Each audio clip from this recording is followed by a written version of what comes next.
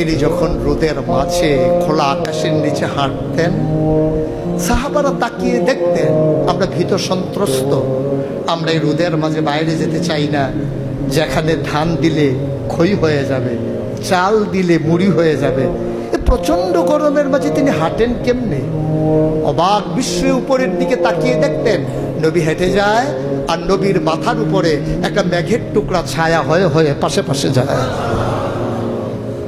এবড়ো থেবড়ো পাথরগুলোর উপর দিয়ে আমার নবী যখন হাঁটতেন, পাথরের কোনা বের হওয়া পাথরে সবাই হাঁটতে ভয় পেতেন, অথচ নবী সেই এবড়ো থেবড়ো পাথরের উপর দিয়ে হেঁটে যেতেন।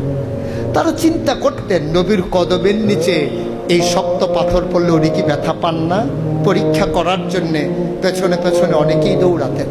দৌড়ে দৌড়ে নবীর কদম মুবারকের নিচে যে পাথর পড়ে গিয়েছিল ওরা হাতে তুলে দেখতেন নবীর কদমের সম্মানে শক্ত পাথর তুলার মতো নরম হয়ে গেছে। এ নবী আমার নবী, এ নবী আপনার নবী, এ নবী আমাদের নবী। আমরা প্রাউড ফিল করি।